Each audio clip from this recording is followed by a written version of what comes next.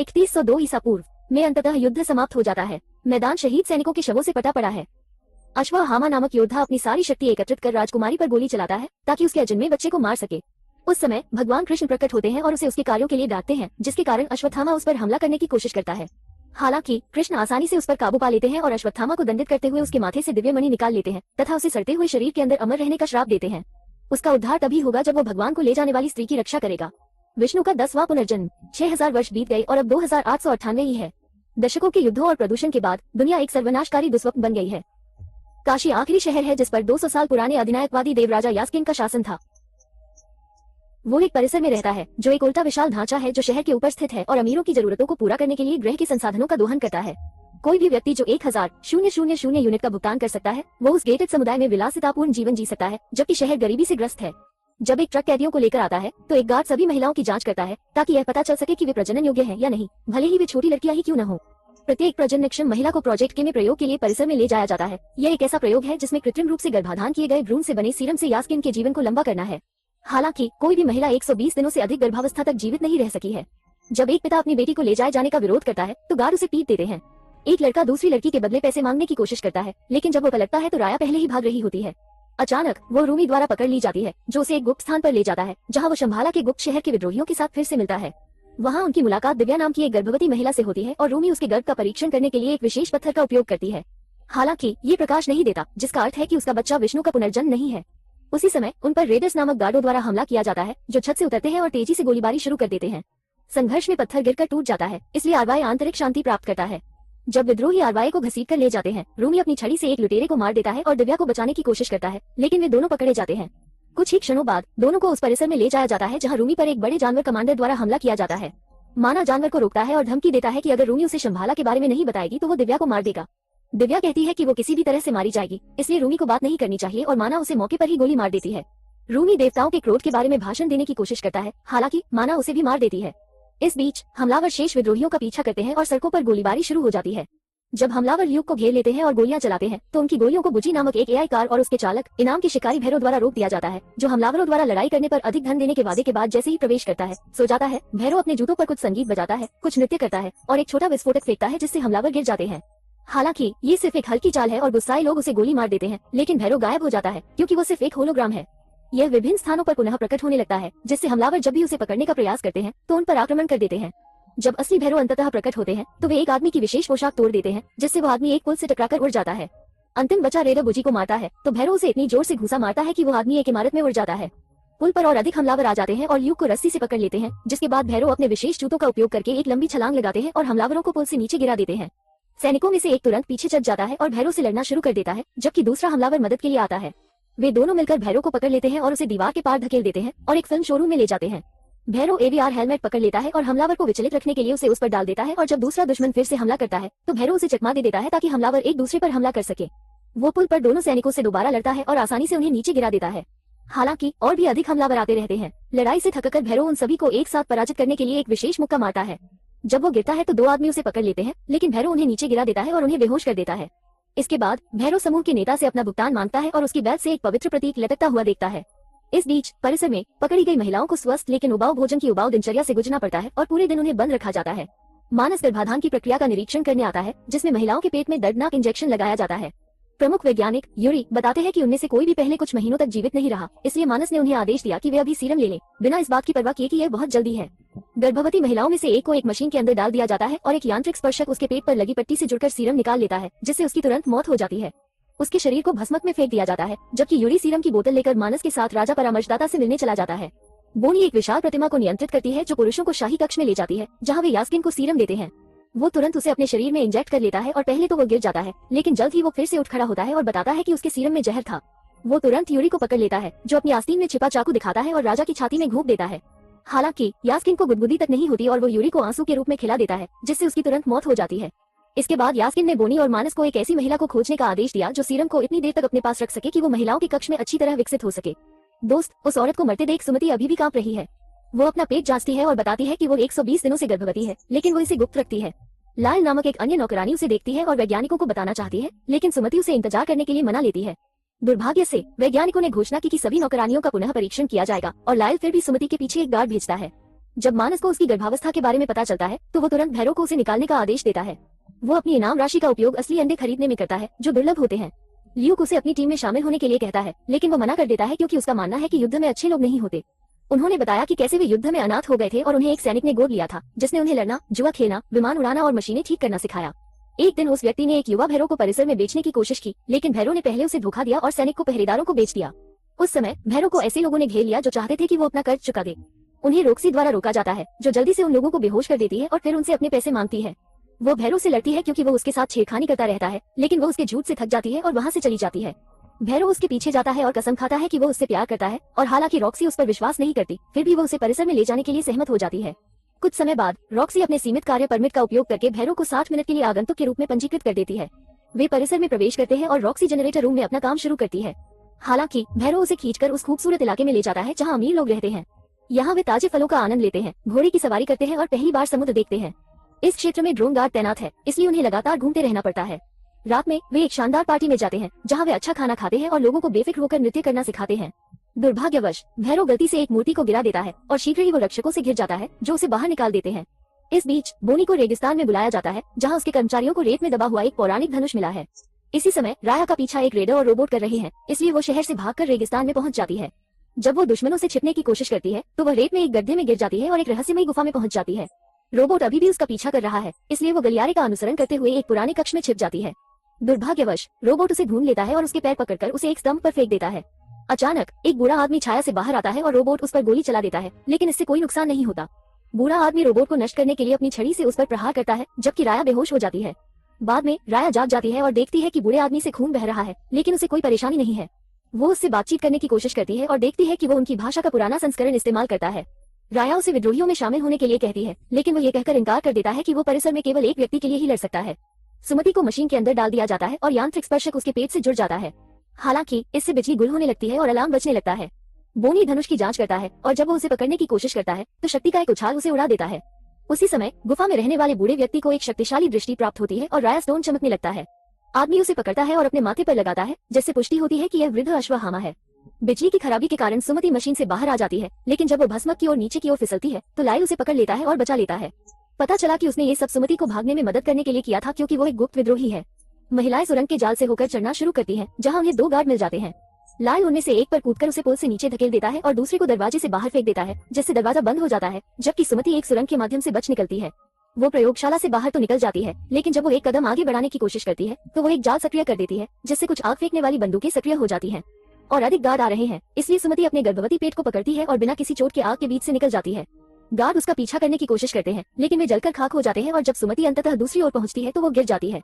जब तक मानस पहुंचता है विद्रोही सुमति को ले जा चुके होते हैं। शहर में कुछ बिजली एक इमारत पर गिरती है, जिसके परिणामस्वरूप आग की लपटें उठती है और दीवार का एक टुकड़ा टूट जाता है। इससे पहले कि वो लोगों को कुचल सके, बायवा उसे पकड़ लेता है तथा दूसरी ओर एक धार्मिक प्रतीक प्रकट होता है जो चमकने लगता है। सुबह में मानस बोनी से मिलने जाता है, जो उसे देवताओं द्वारा बनाया गया पौराणिक धनुष दिखाती है। एक मशीन इसे पकड़ने की कोशिश करती है, लेकिन धनुष की शक्ति इसे तुरंत नष्ट कर देती है। वापस सुमति के पास आते हैं। वो एक विद्रोही के वाहन के अंदर जाती है और उसे पता चलता है कि वे उसे शंभाला ले जा रहे हैं। अचानक वाहन को हमलावरों द्वारा रोक दिया जाता है, जिससे विद्रोही ये दिखावा करते हैं कि वे केवल यादृच्छिक कचरा बीनने वाले लोग हैं। एक गार्ड पीछे की ओर देखने पर जोर देता है और पहले तो उसे लगता है कि यह खाली है, लेकिन जल्द ही उसे पता चलता है कि यह एक होलोग्राम है। विद्रोही बाहर आते हैं और दोनों हमलावरों को मार देते हैं, लेकिन अलर्ट पहले ही भेजा जा चुका है, इसलिए उन्हें जल्दी से निकल जाने की जरूरत है। ये चेतावनी भैरव को मिलती है और वो तुरंत इनाम की प्राप्ति के लिए विद्रोहियों का शिकार करने के लिए रेगिस्तान की ओर चल पड़ता है। एक अन्य हमलावर उन्हें पहले ही ढूंढ लेता है, इसलिए विद्रोही किरा एक होवर्बाइक छोड़ता है और उस पर सवार होकर दुश्मन के वाहन के पीछे पहुंच जाता है। वो एक छोटा बम गिराती है और उसके फटने से पहले ही कूद जाती है, जिससे हमलावर मारा जाता है। दुर्भाग्यवश जल्द ही और अधिक हमलावर वहां आ जाते हैं और विद्रोही वाहन का पीछा करते हैं, जिसके बाद गोलीबारी शुरू हो जाती है। किरा उन्हें पकड़ने के लिए गति बढ़ाने की कोशिश करती है, लेकिन वो दुर्घटनाग्रस्त हो जाती है और उसकी होवर्बाइक नष्ट हो जाती है। एक रेडर विद्रोही कार के अंदर कूदने में कामयाब हो जाता है और अंजू को बेहोश कर देता है, लेकिन इससे पहले कि वो समाधि को चोट पहुंचा पाता, किरा रेडर कार पर कूद जाती है और उस आदमी से लड़ने के लिए आगे आती है। हाथापाई शुरू हो जाती है और कुछ वार के बाद किरा उस आदमी को अपनी कार से धक्का देने में कामयाब हो जाती है। हालांकि रेडर रस्सी का उपयोग करके किरा का पैर पकड़ता है और उसे भी बाहर खींचने की कोशिश करता है। सुमति उसे समय रहते पकड़ लेती है और अजू उसकी मदद के लिए आता है, लेकिन किरा उसे अलविदा कह देती है और उनके हाथ छोड़ देती है। जब वो रेडर कार के काफी करीब पहुंचती है तो वो विस्फोट कर उन्हें नीचे गिरा देती है और इस प्रक्रिया में उसकी मृत्यु हो जाती है। कुछ मिनट बाद भैरव भी वहां पहुंचता है, लेकिन उसका पीछा एक कलेक्टर कर रहा होता है जो अपना पैसा वापस चाहता है। वो व्यक्ति अपनी कार को भैरव की कार से टकराता रहता है, इसलिए भुजी तेजी से भागने के लिए विमान में बदल जाती है। दुर्भाग्यवश उसमें खराबी आ जाती है और वे दुर्घटनाग्रस्त हो जाते हैं, इसलिए उसे पुनः कार बनना पड़ता है। इस बीच ड्रोनों का एक समूह विद्रोहियों का पीछा करता है जो उन्हें गिराने के लिए गोलीबारी शुरू कर देते हैं। इनमें से एक ड्रोन एक विशाल मूर्ति से टकरा जाता है और उसका हाथ टूट जाता है, जिससे मूर्ति नीचे गिरकर सड़क पर आ जाती है। हमलावरों ने विद्रोहियों की कार को घेर लिया और अजू को गोली मार दी, लेकिन इससे पहले कि वे कुछ और कर पाते, राया अश्वत्थामा के साथ आ पहुंची। सैनिकों ने गोलियां चलानी शुरू कर दी, हालांकि उनकी गोलियां अश्वत्थामा को चोट नहीं पहुंचा सकी और वो कूद पड़ा तथा उनसे लड़ने लगा। उसकी ताकत उसे हथियारों को मोड़ने और एक ही समय में सभी हमलावरों को उठाकर उन्हें कुछ ही सेकंड में पराजित करने की क्षमता प्रदान करती है। जब सभी शत्रु पराजित हो जाते हैं तो अश्वत्थामा समाधि के सामने घुटने टेक देता है, क्योंकि वो देवताओं के अगले अवतार को लेकर जा रही होती है। उसी समय एक अन्य हमलावर उन पर गोली चलाता है। एक अश्वत्थामा ढाल के रूप में उपयोग करने के लिए धातु का एक टुकड़ा फाड़ देता है। जैसे ही और अधिक हमलावर आते हैं, भैरव भी वहां आ जाता है और कुछ ही मिनटों में उन सभी को मार गिराता है। तब अश्वत्थामा उसे पकड़कर जमीन पर फेंक देता है, जिससे भैरव अपने होलोग्राम उपकरण का उपयोग करके अपनी प्रतियां बना लेता है। सबसे पहले वे अश्वत्थामा का ध्यान प्रभावी रूप से भटका देते हैं, जो जल्द ही समझ जाता है और अपनी शक्ति का उपयोग करके असली भैरव को ढूंढ लेता है। अश्वत्थामा आसानी से उस पर हावी हो जाता है और लड़ाई जीतने के लिए मुश्किल से आगे बढ़ता है, इसलिए भैरव अश्वत्थामा के हाथों को पकड़ने के लिए विशेष हथकड़ी निकालता है। क्रोधित अश्वत्थामा भैरव पर प्रहार करता है और फिर अपनी शक्ति से उन्हें विस्फोटित कर देता है। फिर लड़ाई पुनः शुरू हो जाती है। भैरव को एक बार फिर आसानी से पराजित कर दिया जाता है और जब अश्वत्थामा उसे मारने वाला होता है तो वो बुजी द्वारा मारा जाता है। कार दूसरी बार उसे टक्कर मारने की कोशिश करती है, हालांकि अश्वत्थामा उसे अपने पैर से रोकता है और तुरंत उसे नष्ट कर देता है। भैरव एक खंभे पर कूदकर पुल का एक टुकड़ा अश्वत्थामा पर गिरा देता है, जो मलबे के ऊपर से आसानी से निकल आता है। इसके बाद भैरव कुछ जंजीरों से अश्वत्थामा को पकड़ने की कोशिश करते हैं, लेकिन बूढ़ा व्यक्ति उनका उपयोग करके उस इमारत को गिरा देता है जिस पर वे खड़े हैं और अंततः भैरव को हमेशा के लिए हरा देता है। अश्वत्थामा की वापसी की खबर जल्द ही परिसर में पहुंच गई और बोनी ने निष्कर्ष निकाला कि भविष्यवाणी सच हो गई। यदि वे ग्रहण से पहले सुमति के बच्चे को नहीं मारते तो यास्किन बहुत खतरे में पड़ जाएगा। कुछ समय बाद विद्रोही शंभाला लौट आते हैं और उन्हें अश्वत्थामा को ये समझाना पड़ता है कि ये रक्षक उसके पक्ष में है। कुछ विद्रोही यह नहीं मानते कि सुमति ही चुनी हुई मां है, लेकिन उसी समय दशकों के शुष्क मौसम के बाद बारिश शुरू हो जाती है। इसे एक संकेत के रूप में देखा जाता है और विद्रोही घंटी बजाकर यह घोषणा करते हैं कि भविष्यवाणी सच हो रही है। सुमति को रानी की तरह सम्मान दिया जाता है और सभी बुजुर्ग उसे आशीर्वाद देते हैं। रेगिस्तान में भैरव जागता है और उसे सुरक्षा कर्मियों ने घेर लिया है, जो घोषणा करते हैं कि उसे काली सूची में डाल दिया गया है और परिसर में स्थायी रूप से प्रतिबंधित कर दिया गया है। वो जीवन से हार मानने को तैयार होकर अपने अपार्टमेंट में लौटता है, लेकिन ल्यूक उसे वचन देने और उसे शंभाला में प्रवेश दिलाने की पेशकश करता है। भैरव सहमत हो जाते हैं, जबकि फ्लैशबैक से पता चलता है कि वो रेगिस्तान में अभिनय कर रहे हैं। उसने वास्तव में मानस के साथ एक सौदा किया। यदि वो सुमति को पकड़ लेता है तो उसे पुनः परिसर में प्रवेश की अनुमति मिल जाएगी। अब वो ल्यूक के साथ जाने के लिए बुजी को ठीक करने और सुधारने पर काम करना शुरू कर देता है। शंभाला में वे अपनी संस्कृति का जश्न मनाने और अपने शहीद योद्धाओं को अलविदा कहने के लिए एक अनुष्ठान शुरू करते हैं। अचानक सुमति को एक दृश्य दिखाई देता है जिसमें उसके चारों ओर ढेर सारे शब्द दिखाई देते हैं, जिससे उसे अपनी उपस्थिति पर संदेह होता है। राया ने अश्वत्थामा से पुराने युद्ध के बारे में पूछा तो उसने बताया कि वो पवित्र धनुष वाले राजकुमार से हार गया था, लेकिन उसके भाई कर्ण, जो कि धनुष का मूल मालिक था, ने उसे बचा लिया था। इसके बाद अश्वत्थामा ने देखा कि सुमति यहाँ से जाने की कोशिश कर रही है, क्योंकि उसे लगता है कि वो यहाँ सभी को खतरे में डाल रही है। वो जिम्मेदारियों के बारे में भाषण देता है और उसे रुकने के लिए राजी करता है। जल्द ही ल्यूक और भैरव बुची पर सवार होकर शम्बलेट पहुंचते हैं। ल्यूक गार्डों से गोली न चलाने के लिए कहता है, इसलिए भैरव इस मौके का फायदा उठाकर जल्दी से उन सभी को बेहोश कर देता है। अश्वत्थामा को खतरा महसूस होता है और वो सुमति के साथ जाने की कोशिश करता है, लेकिन पाता है कि पुल पर उसकी ही एक प्रतिकृति ने रास्ता रोक रखा है। दोनों व्यक्ति लड़ने लगते हैं और पहले तो वे बराबर दिखाई देते हैं, लेकिन शीघ्र ही अश्वत्थामा दूसरे व्यक्ति को नीचे गिरा देता है और होलोग्राम को नीचे लाकर भैरव को प्रकट कर देता है। सुमति भागने की कोशिश करती है तो परावा अपने अश्वत्थामा स्टाफ को चकमा देता है और उसे पकड़ने की कोशिश करता है। अश्वत्थामा ने तुरंत भैरव को बचा लिया और पुल से नीचे फेंक दिया। हालांकि वो अपने होवर बूट्स की मदद से जल्दी ही संभल जाता है, क्योंकि अश्वत्थामा उसे पकड़ लेता है और बूट्स को नष्ट करने के लिए उसे जमीन पर फेंक देता है। बुजी खुली आग के साथ प्रकट होता है। अश्वत्थामा अपनी शक्ति का उपयोग करके उसे विस्फोटित कर देता है और भैरव को आग में फेंक देता है, लेकिन बुजी आंख एक रोबोट सूट में बदल जाती है जो भैरव को आग से बचाती है। जैसे ही सुरक्षाकर्मी अश्वत्थामा की सहायता के लिए पहुंचते हैं, मानस के नेतृत्व में कई विमान आकाश में दिखाई देते हैं। भैरव अपनी विशाल धातु की मुठ्ठियों से अश्वत्थामा पर कूद पड़ता है और कुछ सेकंड के लिए वे एक दूसरे को पकड़कर अटक जाते हैं। फिर भी इस बार बुची अधिक शक्तिशाली है और अश्वत्थामा को भारी अब्बा से नीचे फेंक देता है। फिर बाहर निकलने का प्रयास करता है, लेकिन अश्वत्थामा जमीन से ऊपर उठता है और रोबोट को पुल से नीचे खींच लेता है। माना सैनिक शंभाला पर आक्रमण करते हैं, जहाँ विद्रोही रक्षक अपने हथियारों के साथ एकत्रित होते हैं। शहर का बल्क क्षेत्र विमानों से आने वाली आग को रोक रहा है, इसलिए मानस एक मजबूत लेजर बीम को सक्रिय करता है जो अंततः क्षेत्र को नीचे लाता है।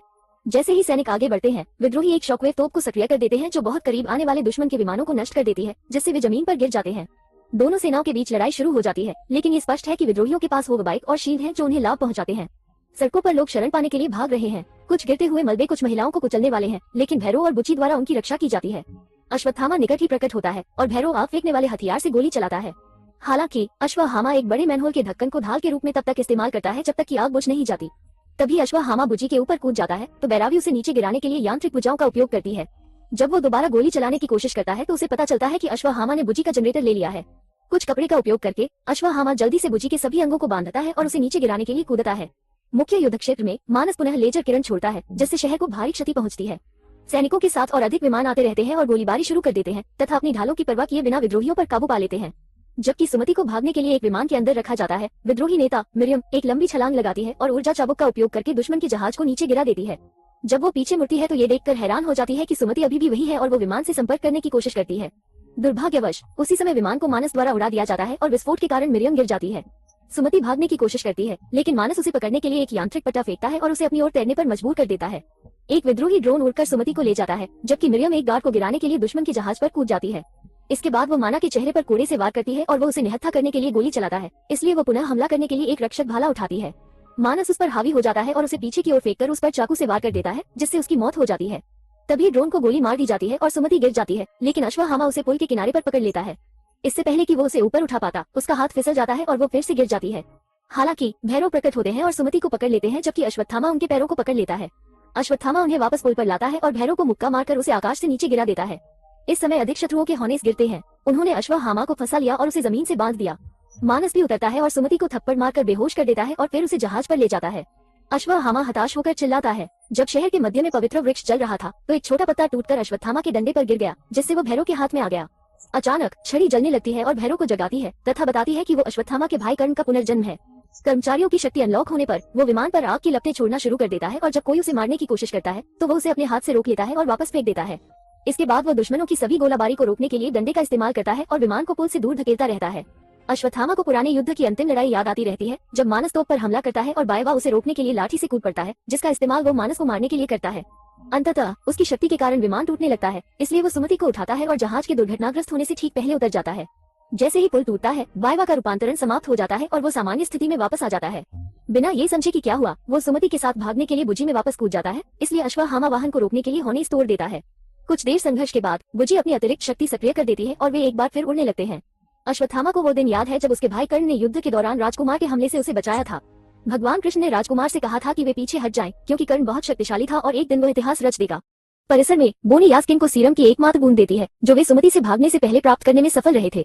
यास्किन इसे अपने शरीर में इंजेक्ट करता है और तुरंत ही उसे एक नई शक्ति का एहसास होता है जिससे वो फिर से जवान हो जाता है। फिर वो बिना चोट खाए धनुष पकड़ लेता है। कृपया सदस्यता अवश्य लें तथा नोटिफिकेशंस चालू रखें ताकि आप इस तरह के और वीडियो देख सकें। देखने के लिए धन्यवाद।